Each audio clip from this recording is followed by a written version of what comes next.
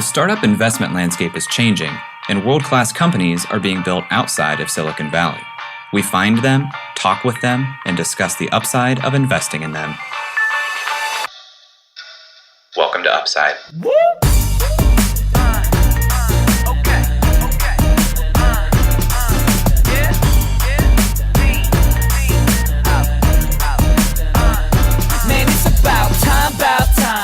Hello, and welcome to the Upside Podcast, the first podcast finding upside outside of Silicon Valley. I'm Jay Klaus, and I'm accompanied by my co-host, Mr. New Dog Daddy himself, Eric Hornung. Oh yeah, I'm a dog dad. I am a stay-at-home boyfriend, and I am a dog dad.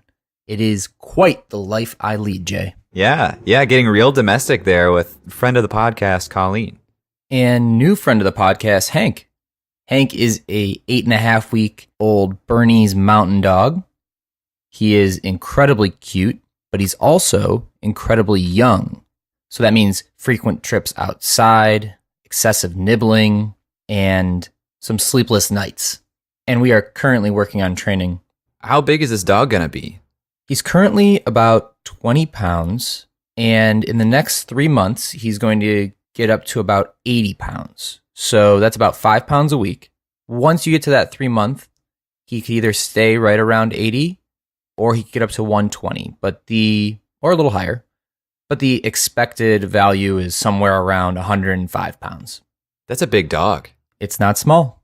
Talk to me about the decision of how to choose what type of dog to buy. Colleen and I each have a top 5 list of dogs, and the only one that overlaps is a Bernese Mountain Dog. So that's how the decision was made. Saying Bernese, not Burmese, not like Burma? Bernese, like Bern, Switzerland. The Bernese Mountain Dog is a working dog, so not a hunter. And it used to pull sometimes plows, but mostly like milk carts around town. And it, I think, stems back to the Romans when they conquered Switzerland or took over Switzerland. They brought the Mastiff and bred that with the Swiss Mountain Dog. And that's the result is, or so people say, the Bernese Mountain Dog. They have an amazing temperament. They are super chill. Hank's a little young, so he's still a little bit yippy and learning the ropes. But yeah, just an incredible temperament, very chill, very cozy, very cuddly, very awesome. Well, he seems very cute. New friend of the podcast, Hank Hornster. We'll throw a picture of Hank in the show notes. Yeah, in the show notes on the Twitter. New listener alert, Hank the dog. Well, Eric, we've got a different episode this week per usual. It seems like we're hitting a lot of national holidays as of late, and we're doing a lot of these, but per tradition, we're going to do a holiday episode. And before we get into that, I wanted to ask, what's your favorite Christmas movie? Oh man, I got to go with Elf. Elf is just so good, so funny every time, good every time, so easy, and so quotable. You kind of get a little something more every time too. There's this one scene in Elf where it's super short, it's a cutaway, and all these little elves are running away from a tree. And there's one elf that just yells, "I just want to make shoes." And you don't get that on the first time through. You miss that. And it takes you 20, 30, 40 watches to hear that line and pick that up. I've never heard that. That gives me hope. I'm going to watch Elf this year and try to catch that cutaway because I've seen it so many times. I'm kind of tired of it, but I do love yelling, "Hope you find your dad." What about you? What's your favorite? My favorite movie. I should have prepared for that question before I asked it myself, knowing that you would turn it around on me. I will say that I'm not one of those people who claims Die Hard is a Christmas movie and that it's the greatest Christmas movie of all time. I'm not in that camp.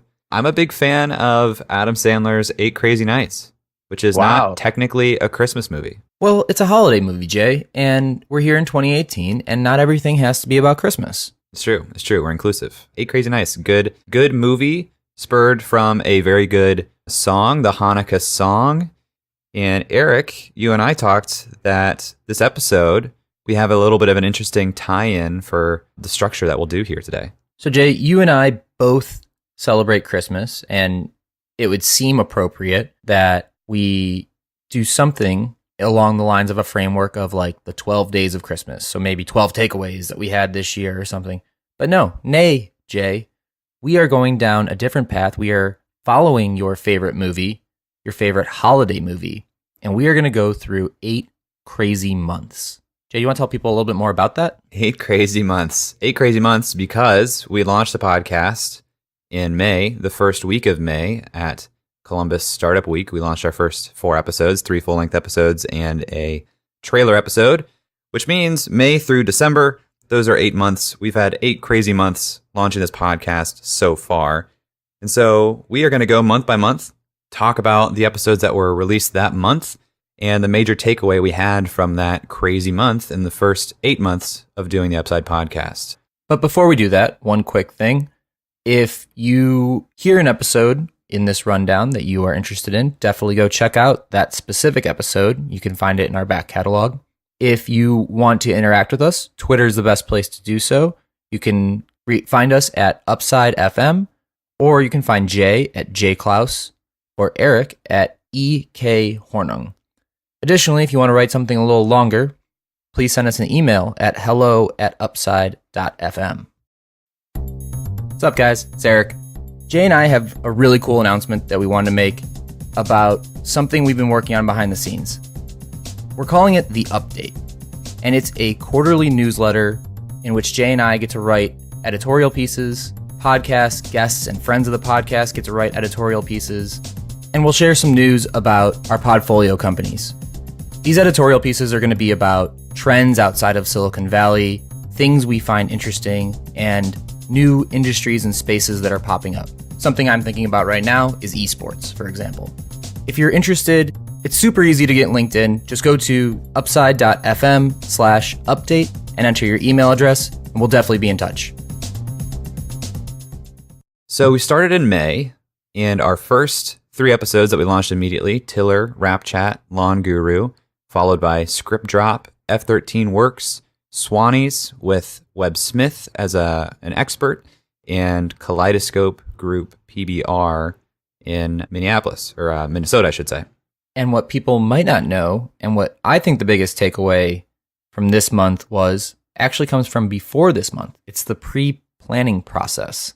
In addition to those episodes you just mentioned that actually launched, we recorded 2 episodes beforehand.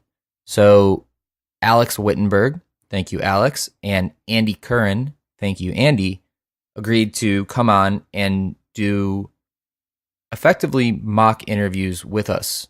And without those mock interviews, I think our launch could not have been as successful. Yeah, those episodes are rough. Maybe someday, as like a callback, we'll release those as bonus material that you can listen to. But finding your footing as new podcasters, understanding how to find literally your voice on the mics, but then also how to interact with a guest, how to interact with your co-host, how to not speak over each other. Rough episodes. So pre-planning there was very important. And before we launched the show in May, I mean, we were recording those first interviews months prior. We really got started thinking about the show in late December, early January. And I think we spun up a Twitter account probably in February or March, which proved to be very helpful for us for our launch, already having that Twitter account live and generating some buzz, people seeing it and saying, what is this thing? And going to the website and being prepared. So yeah, pre-planning, a theme that has become important throughout the year. Absolutely. That was key to us having a successful launch. And for a little background, if you look at any podcast stats, the average podcast has 141 trailing 30-day downloads. And when we launched, I think we were already ahead of that, which is awesome. Awesome. June, I'll take this one, and then Eric, you can take July. June, we released 4 episodes. Loop Returns, Bibe, Upsy, and ParkX. Loop Returns and Bibe being in Columbus, Ohio, Upsy being in Minneapolis, and ParkX being in Chicago, Illinois. Eric, what's our takeaway from June? I think the biggest takeaway is that live podcasting is a thing, and it's cool, and we got to do it pretty early in our podcasting experience, thanks to the Columbus Podcasting Festival. Thrown right into it. We had barely gotten started. The podcast festival had already mostly filled up with registrations and people attending, and just out of some luck and opportunity, we got the opportunity to slide in late with very little notice, lined up Corbett, had an awesome conversation. Still one of my favorite episodes, and an episode that comes up a lot because Loop is hiring, and they've told us several times that in the interview process, candidates have come in having listened to the episode and having a lot of insight into the company, which they appreciate. So if you haven't listened to that Loop episode, definitely check it out. One of my favorites, and our first live episode, which we've done a few of now. And for this episode, Jay decided that we need these shirts. So Jay is a lot of things, guys, but he is not a fashion designer. So you may have seen these. They actually turned out pretty well. You may have seen us wearing these shirts around if you've seen us in public. The first draft of the tee, well, Jay sent to me, and it just said upside across the chest in big block letters, and it was on a baseball tee. And I said I hated it, and I sent it back to Jay. And instead of, doing a complete overhaul, he just tilted the font to make the up and upside look higher than the .fm.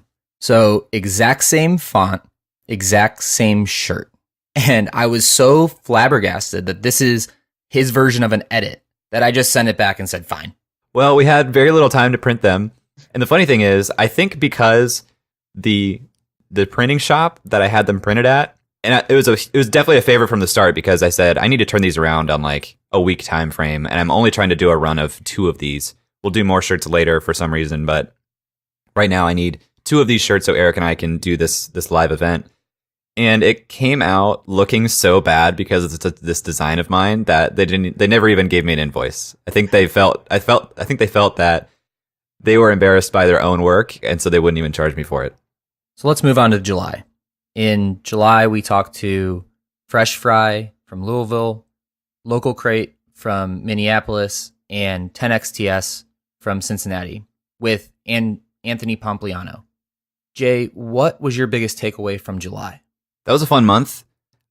We learned the power of bringing on experts with that episode of 10XTS. And we had done it previously with Webb Smith on the Swannies episode, but that was so close to our launch, and we hadn't had many episodes out yet. We didn't really see the effect that having an expert on could have.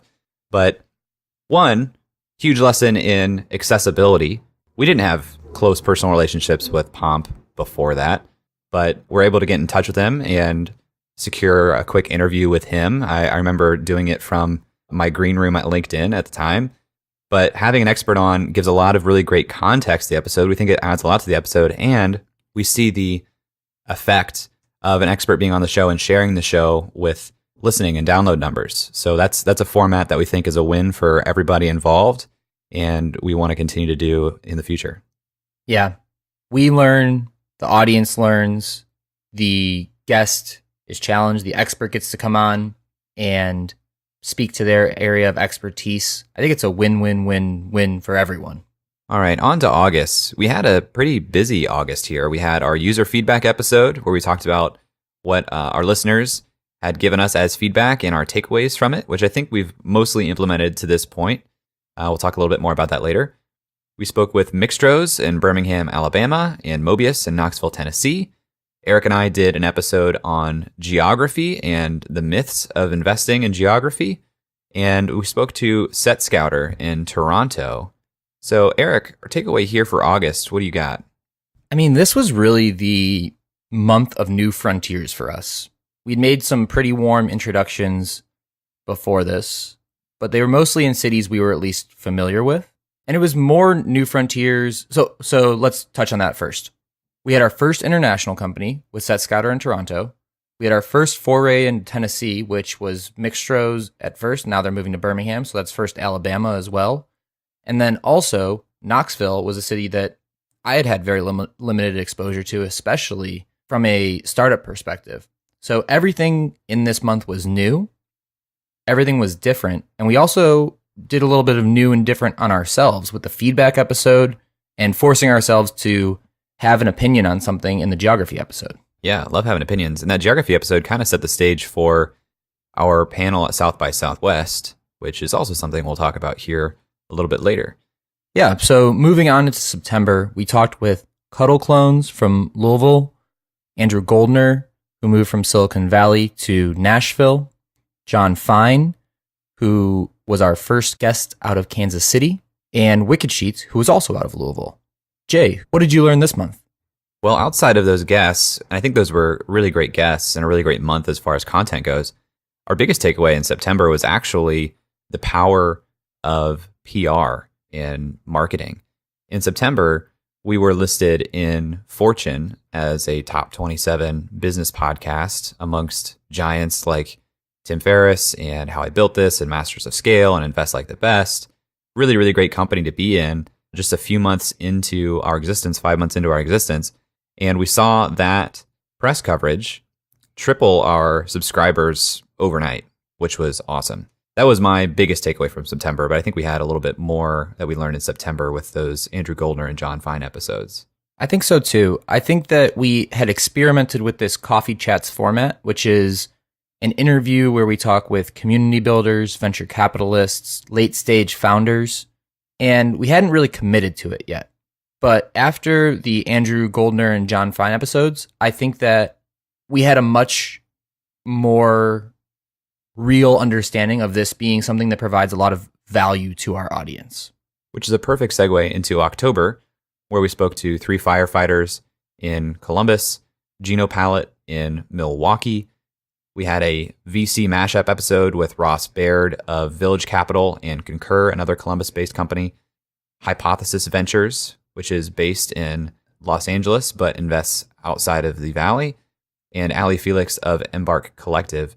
And those episodes with Hypothesis, Peter Brock of Hypothesis, and Ali Felix were our next steps in kind of doubling down on this Coffee Chats format.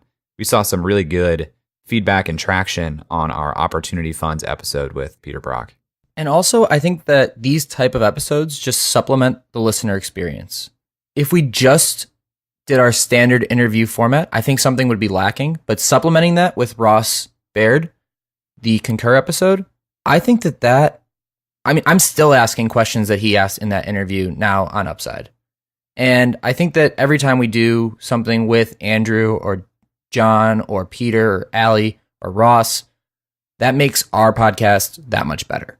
For sure. It's having people who have really stepped through the process help us shortcut our own learnings in stepping through the process. You know, this whole podcast is about learning the process, and no better way to learn it outside of experience than learning from others' experience as well.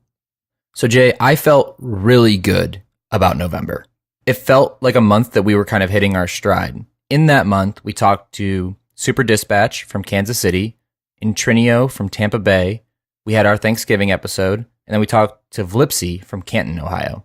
What was your biggest takeaway? Yeah, I agree. That felt like a really good month in terms of processes and especially production quality of our content. By the time we publish these episodes, a little bit before, but especially by the time we publish these episodes, you and I have gotten a lot better about our equipment and getting both of our voices in their full vocal clarity onto the episode. Also, on the Vlipsy episode, we brought in an expert again, once again. We brought in Lee Thomason, an attorney, to give us a lawyer's perspective. And not only did we bring him in, we did it on a very short time frame, which really helps us from a production standpoint to know that we can bring in this very valuable addition to an episode after we record the interview with the founder, knowing that it's going to provide context and that it's not going to slow down our production timeline too much. Moving on into December, this month, we've talked with Monique Villa of Modern Capital in Nashville, Tennessee, the Ohio Innovation Fund, that was a live episode here in Columbus, and Bark out of Atlanta, Georgia. Eric, what were your takeaways from this month of December? I think a lot of what happened in November let us have a very low-key December from a production standpoint, in that we recorded a lot of things before you went on your 10-day retreat. We had the holidays coming up, so we really tried to take everything that we had learned in the first 7 months and implement it at the end of November.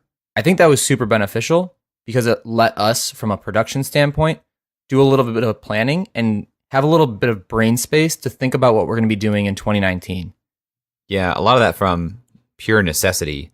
When you look at, okay, one of the hosts is going to take 12 days completely offline, you The reality is you have to really get things in order to get things produced, to get things scheduled. And that comes down to, I mean, even the emails that we send our subscribers, people who subscribe to email notifications of new episodes, which if you haven't done, you should do because we add some different background and perspective sometimes in those emails. So get on that list if you're not already.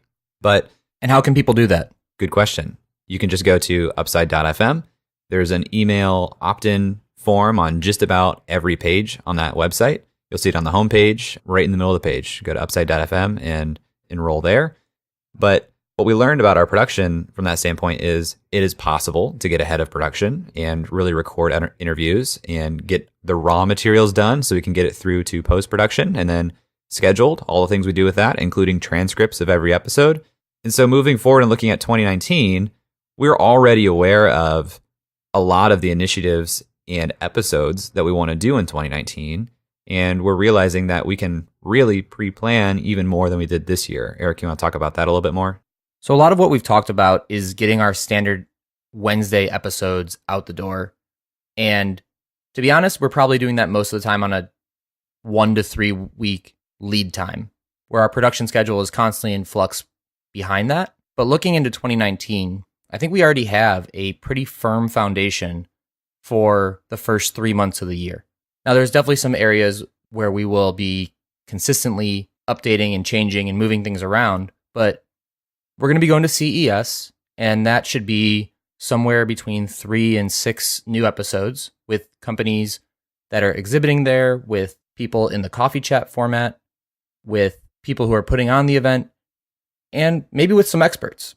And just to cut in here, CES is the Consumer Electronics Show in Vegas, which is the second week of January. Absolutely. We're really excited to be going there. We are one of 10 live podcasts. We'll be sitting in the media broadcasting booth, which will be really cool, alongside of Bloomberg and pretty much everybody else who's in the news and covers the event. So we'll have access to the 4,000 companies that are going to be there, and it's going to be an awesome experience. Already getting emails from those companies asking us to meet with them and talk with them, which is both exciting and a little overwhelming, but we'll do our diligence to pick out some really interesting cutting edge technology companies that fit our thesis and vibe here at Upside, and we're excited to share that with you early on in the year. And the same thing's going to happen in March when we go to South by Southwest. Jay will be moderating a panel with a few entrepreneurs from around the country. Brandon Bryant of Harlem Capital and Rachel Carpenter of Intrinio, who was featured in November on the Upside podcast. And before we continue talking about the new types of formats that are already kind of permeating our production schedule in 2019, I do want to say thank you to the audience for voting, because the South by Southwest experience wouldn't have been possible without you. Yeah, we've got a panel on geography versus investing. Like we said in that previous episode, Eric and I laid a little bit of the foundation there. But Brandon Bryant, a newly minted Forbes 30 under 30 and investor of Harlem Capital, investing in minority owned and run businesses.